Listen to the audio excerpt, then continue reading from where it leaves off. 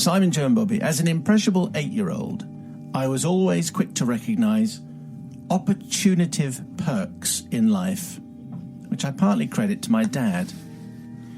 He managed an interesting and eclectic store in Bath, retailing in seconds, ranging from carpets and soft furnishings to clothing and jewellery, and I frequently enjoyed accompanying him every Saturday. On one particular Saturday, a particular irate and rude customer entered the store demanding to see the manager, waving a package in the air as she did so. Dad escorted her to his office, and a short time later they came out wearing happy smiles and being on first-name terms. It's not what you think. I later found out she'd come to complain after discovering a pair of tights that she bought were actually three-legged, and that Dad, in his wisdom, along with his jesting nature, rewarded the customer with 3 pairs of tights for the price of 1. This was certainly the story that was passed on. Anyway, well, this stayed with me, and when I bought a small bar of chocolate a few days later and found that it looked a bit off colour, a light bulb went off in my head.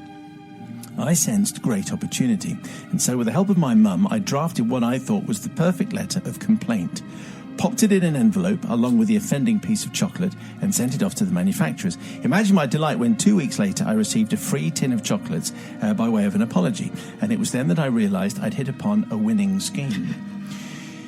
I decided that rather than wait for a faulty product, I could speed up the process, and so over the next few weeks and months I made additional small purchases, all from different manufacturers, and set about soiling them in some way. Do you have to use that word? Well, I'm afraid you should see what we've taken out. My experiments included sitting on chocolate, taken out a bit there, putting biscuits in the coal bunker, encouraging local vermin to take a nibble and then leave their evidence, and using Dad's hammer to crush cornflakes. Each time, with the aid of a slightly reworked letter, I was handsomely rewarded for my scientifically ingenious planning. Full of confidence, I decided to aim for larger perks of my newfound trade, and ones that would benefit the family. After all, I did like to share. I filled in many adverts from the papers, one ad in particular sprang to mind. We had a cold linoleum flooring in our hallway, and I decided that I would invest my efforts into getting a nice new carpet. So she's taken this to quite some extremes now. Love a bit of linoleum. Do you? It's a bit cold, though, in the winter. You need a bit of carpet, don't you, on the line? Very retro, though. Having spotted an ad in the paper with the words carpet and free in it, I set about measuring the hall as I'd observed Dad do before. I wrote the measurements in the boxes provided and chose my favourite colour, which was pink. In addition, I also ticked the box for a fitter. Then a week or so after Christmas, Dad was at work, Mum was at the hairdresser's for a perm, and a neighbour was looking after me. I answered a knock at the door, and lo and behold, it was a man calling to fit the carpet. I invited him in, and our neighbour didn't question the situation, so he set to work. When he was done, he left a bit of paper, but I swept it up along with all the other rubbish and put it in my secret place in my bedroom, so no one knew. Mum returned from the hairdresser's with her smelly perm, like normal, and assumed Dad's carpet assistant had deliberately crept in while she was at the hairdresser's and fitted the nice pink carpet as a post-Christmas surprise for her. Now, there's a couple of events that are about to happen, which one won't surprise you and the other one will. Dad arrived home, and Mum gave him a hug as she thanked him for the carpet. Dad looked a bit baffled and looked at Mum with what looked like concern. So he got up and checked the hall, and lo and behold, there was the brand new pink carpet. He hadn't noticed when he'd walked in. How can you not notice a pink carpet in the hall? Dad looked even more puzzled as there was no evidence as to where it had come from. Of course, the one person he didn't think to ask was 8-year-old me, said Clara. I was in seventh heaven and beginning to think that instead of giving stuff to others, I could give up school and open a shop in our shed at the bottom of the garden. That was until a few weeks later, when the reminders started arriving in our letterbox. And then there's the phrase, and then Dad was summoned to court. Oh, those reminders. He went to court and explained to the judge that he sold and fitted carpets as part of his job, so why would he even consider purchasing one from London? Well, you can imagine his surprise when the solicitor showed Dad evidence of his signature on the form, which I had perfected using a piece of his blue carbon paper.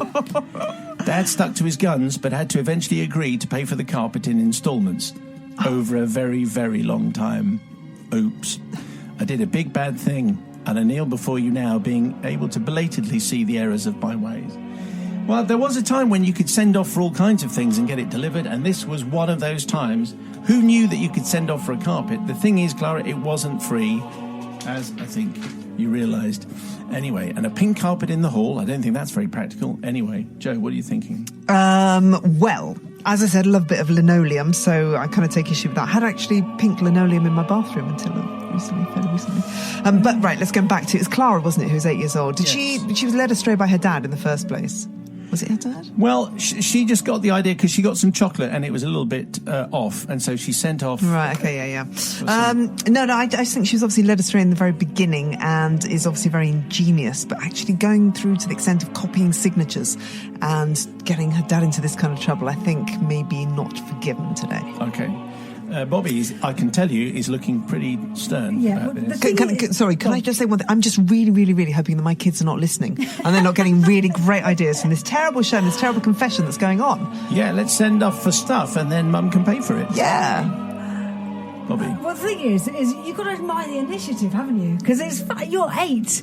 You know, I can barely put my wellies on the right feet at 8 or get myself dressed. So I think this is absolutely fabulous. Of course, then it went on to deceit with your father's signature and then hiding stuff. So then you were way off scale. So I don't think I can forgive you because at 8 you did start to know you were wrong. So admire your initiative. Dad's in court. Yeah, I know, and also the effects are huge. But I don't think you really realise the kind of knock-on of that. So, but I'm going to say is you are not forgiven, although a little bit of admiration for that. See, the thing is, Dad goes to court, but Clara still obviously didn't say it was me because he was still saying, no, it's absolutely got nothing to do with me. Yeah, I know, but then that's when you're a child and you just cannot bear to say what you've done. The thing you just cannot fess up. He also got a hug off the wife, didn't he? So it was a bit difficult because he thought, well, if I've kind of appeased somebody here. And he didn't realise that the carpet was there in the first place and it was bright pink.